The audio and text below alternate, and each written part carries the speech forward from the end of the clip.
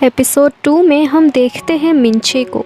मिंचे और उसके ग्रैंडमदर की बातों से हमें पता चलता है कि मिंचे की ग्रैंडमदर ने पास्ट में गोल्ड कलेक्टिंग कैंपेन में पार्टिसिपेट किया था, लेकिन उन्होंने अपनी वेडिंग रिंग नहीं बेची थी और ग्रैंडमदर मिंचे को वेडिंग रिंग दिखाती है।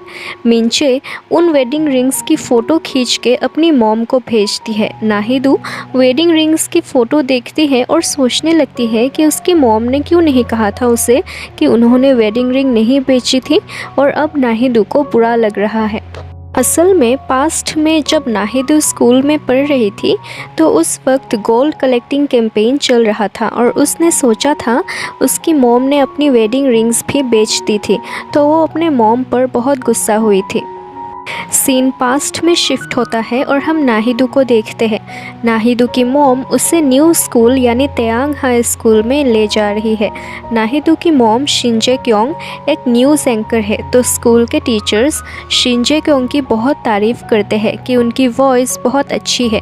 फिर जे क्योंग स्कूल के हेडमास्टर के ऑफिस जाती है उनसे बात करने, और नाहिदू अपने क्लास में जाने के लिए निकलती है। तभी हम एक नए कैरेक्टर से मिलते हैं, मुंजीवोंग को एक लड़की प्रपोज कर रही थी, लेकिन वो उसके प्रपोजल एक्सेप्ट नहीं करता क्योंकि मुंजीवोंग यूरिम को लाइक करता है। नाहिदू क्लास में जाती है और मुंजीवोंग उससे बात करने लगता है। पूछता है, तुम तो फेंसिंग टीम में हो ना, तो क्या तुम यूरिम के साथ क्लोज हो? नाहिदू कहती है, मैं तो आज ही आई हूँ इस स्कूल में। तो मुंजीवोंग पूछता है, क्या तुम यूरिम के साथ क्लोज फ्रेंड्स बनना चाहती हो? मैं यूरिम को बहुत लाइक करता हूँ। नाहिदू कहती है कि वो यूरिम को मुंजीवोंग से भी ज़्यादा लाइक करती है। नाहिदू मुंजीवोंग से पूछती है, तुम्हें यूरिम की कौन सी क्वालिटी पसंद है, उसके टेक्निक्स, स्पीड या फिर उसकी विल पावर? तो मुंजीवोंग कहता है, उसे यूरिम इसलिए पसंद है क्योंकि यूरिम बहुत ब्यूटीफुल है। तभी वहाँ क्लास प्रेसिडेंट जिसंगवन आती है। जिसंगवन मुंजीवोंग की चाइल्डहुड फ्रेंड है। जिसंगवन क्लास प्रेसिडेंट है तो उसे हर न्यू स्टूडेंट को स्कूल का एक टूर देना पड़ता है। नाहिदू जिसंगवन के साथ क्लास के बाहर जाती है और वो जिसंगवन से पूछती है, तुम क्यों क्लास के प्रेसिडेंट बनी?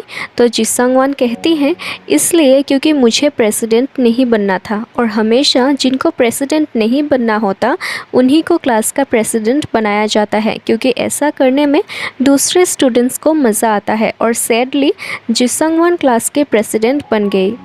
जिसंगवन नाहिदू को कैफेटेरिया, जिम वगैरह कहाँ है बताती है, और फिर नाहिदू फेंसिंग प्रैक्टिस करने चली जाती है। कोच यांग नए स्टूडेंट्स को अपना इंट्रोडक्शन देने के लिए कहती है। हम दो नए स्टूडेंट्स लीएजी और पार्क हान सुल को देखते हैं और फिर नाहिदू अपना इंट्रोडक्शन देती है। नाहिदू बस यूरिम का वेट कर रही थी और वो यूरिम से मिलने के लिए बहुत एक्साइटेड थी। तभी वहाँ यूरिम आती है। कोच यांग यूरिम को नाहिदू के साथ प्रैक्टिस मैच में पार्टिसिपेट करने के लिए कहती है, लेकिन यूरिम कहती है, मैं तो इसका नाम भी नहीं जानती, मैं क्यों पार्टिसिपेट करूँ इसके साथ? तो नाहिदू अपना नाम बताती है। फिर सभी फेंसर्स ट्रेनिंग में लग जाते हैं। नाहिदू बहुत खुश है कि वो यूरिम के साथ ट्रेनिंग कर रही है। ट्रेनिंग ख़त्म होने के बाद नाहिदू यूरिम के साथ बात करती है। नाहिदू कहती है, तुम्हारा एंकल अभी कैसा है? मैंने तुम्हारा इंटरव्यू पढ़ा था कि तुम्हारे एंकल में इंजरी होने की वजह से तुम्हें नेशनल टीम से निकलना पड़ा। नाहिदू आगे कहती है कि वो यूरिम की बहुत बड़ी फ़ैन है और उसने यूरिम की सारी मैचेस देखी है और वो भी यूरिम के जैसा ही बनना चाहती है। यूरिम नाहिदू के साथ बहुत रूडली बिहेव करती है और कहती है कि नाहिदू बहुत स्टूपिड साउंड कर रही है। यूरिम आगे कहती है, मैंने तुम्हारे जैसे बहुत देखे जो यहाँ फेंसिंग टीम में आ तो जाते हैं, हर साल 3-4 स्टूडेंट्स तो आ ही जाते हैं यहाँ मेरे साथ और कोच यांग से ट्रेनिंग लेने के लिए, लेकिन कोई भी 3 महीने से ज़्यादा फेंसिंग टीम में टिक नहीं पाता क्योंकि कोई भी इतना टैलेंटेड नहीं है और उनकी स्किल्स भी इम्प्रूव नहीं होती। लेकिन कोच फिर भी तुम्हारे जैसे स्टूडेंट्स को फेंसिंग टीम में आने देती है, इसलिए नहीं क्योंकि इन स्टूडेंट्स में टैलेंट है फेंसिंग की, लेकिन कोच इसलिए नए स्टूडेंट्स एक्सेप्ट करती है ताकि स्कूल बजट से फेंसिंग के लिए ज़्यादा फंड मिल सके। नाहिदो यूरिम का ये बिहेवियर देखकर हैरान हो जाती है और वो यूरिम से पूछती है, क्या मैंने कुछ गलत किया? यूरिम कहती है, हाँ तुमने गलत किया। तुम ये बिलीव करती हो तुम फेंसिंग में अच्छा कर सकती हो, तुम्हारे अंदर फेंसिंग की स्किल्स है, लेकिन ऐसा नहीं है और यही तुम्हारी गलती है। इस स्मॉल फेंसिंग कम्युनिटी में मुझे तुम्हारा नाम भी नहीं मालूम। इसका मतलब यही है कि तुम कुछ भी नहीं हो। तुमने तो फेंसिंग में कुछ भी अचीव नहीं किया। इसका मतलब यही है कि तुम फेंसिंग में अच्छी नहीं हो। सीन शिफ्ट होता है और हम बेकी जिन को देखते हैं। ये जिन का छोटा भाई उससे मिलने आया है। येजिन के भाई को स्कूल में कुछ लड़के बहुत बुली करते हैं, उसको मारते भी हैं। वो लड़के उसे ये कहकर उसकी इंसल्ट करते हैं कि उसकी फैमिली बिजनेस तो बैंकरप्ट हो गई, लेकिन वो फिर भी रिच होने का प्रिटेंड करता है। येजिन का भाई उसे कहता है कि वो सब संभाल लेगा और आगे से ऐसा नहीं होगा, वो लड़के उसे बुली नहीं करेंगे। येजिन का भाई फ़िलहाल अपने आंट के साथ रहता है और जब येजिन को एक और जॉब मिल जाएगी तो वो अपने भाई को अपने साथ रखेगा।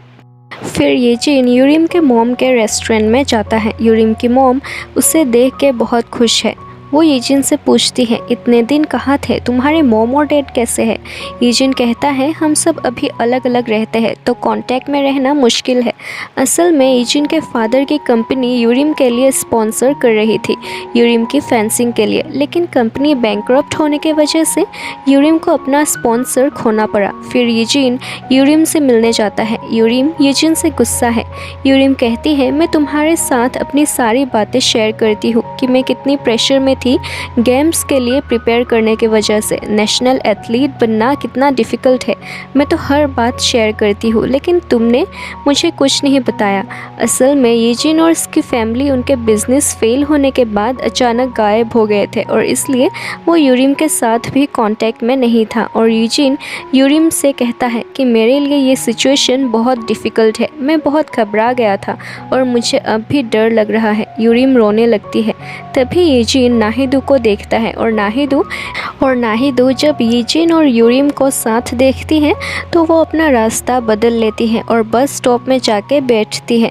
येजिन भी बस स्टॉप में आता है, लेकिन नाहिदो उसे फिर से अवॉइड करने लगती है। येजिन कहता है, अगर तुम मुझे दोबारा अवॉइड करोगी तो मैं सच में बहुत हर्ट हो जाऊंगा। नाहिदो कहती है, तुम यूरिम को भी पहचानते हो और इसलिए सडनली तुम मुझे बहुत पराये जैसे लग रहे हो। नाहिदो आगे कहती है, आज से यूरिम और मैं सेम टीम में हैं। और फिर वो येजिन से पूछती है, क्या तुम ये जान के सरप्राइज्ड नहीं हो? येजिन कहता है, नहीं सरप्राइज्ड नहीं, क्योंकि तुमने सुबह मुझे बताया था ना। तो नाहिदो कहती है, तो तुमने सुना था? येजिन कहता है, हाँ सुना था और मैंने तुम्हें जवाब भी दिया था, तुम्हें कॉन्ग्रेचुलेट किया था।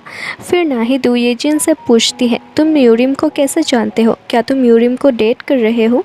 येजिन कहता है कि वो यूरिम को डेट नहीं कर रहा। नाहिदो पूछती है, तो यूरिम क्यों रो रही थी? मुझे लगा तुमने उसे रुलाया। येजिन कहता है, हाँ मैंने उसे रुलाया। नाहिदो कहती है कि यूरिम इतनी इजीली तो नहीं रोती, मैंने उसे कभी भी रोते हुए नहीं देखा। जब यूरिम ने गोल्ड मेडल जीता था तब भी नहीं रोई थी। येजिन कहता है कि यूरिम अक्सर रोती है क्योंकि ऐसी बहुत वजह है जिससे वो अपसेट रहती है, लेकिन वो रो नहीं पाई थी क्योंकि उसके पास ऐसा कोई इंसान नहीं था जिसके सामने वो रो सके, जिससे वो अपनी बातें शेयर कर सके। नाहिदो कहती है, तो तुम क्या कहना चाहते हो कि यूरिम सिर्फ तुम्हारे सामने रोती है?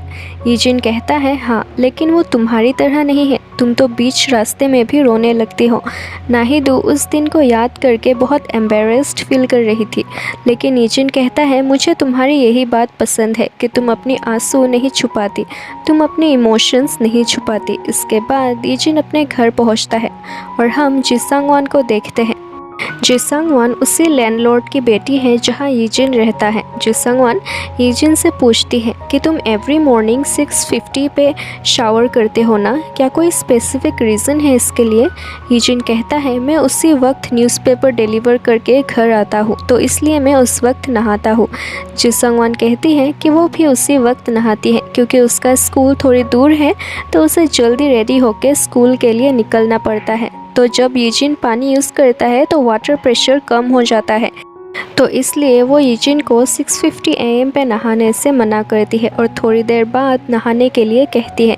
यूजिन भी मान जाता है। फिर हम नाहिदो को देखते हैं। नाहिदो देखती है कि यूरिम दूसरे फेंसिंग टीम मेंबर्स के साथ अच्छे से हंस के बात करती है, उनके साथ बहुत फ्रेंडली है, लेकिन सिर्फ नाहिदो को ही वो इग्नोर करती है और इससे नाहिदो को बहुत बुरा लगता है। जब रात को नाहिदो और यूरिम फेंसिंग प्रैक्टिस कर रही थी तो उनके सीनियर आके उनको बहुत डांटती है। कहती है वो लोग बिना परमिशन के रात को कैसे ट्रेनिंग कर सकते हैं। यूरिम सीनियर से माफ़ी मांगती है और कहती है कि वो लोग सब क्लीन करके चली जाएंगी।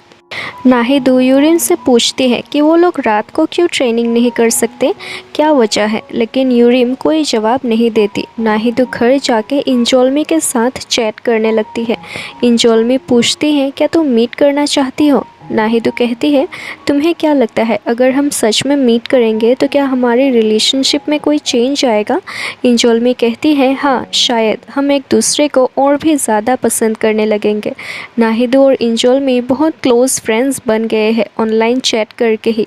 अगले दिन नाहिदो पब्लिक वॉशरूम में जाती है, लेकिन वहाँ पे एक मैथ्स पजल था जिसे सॉल्व करने के बाद ही वो अंदर जा सकती है।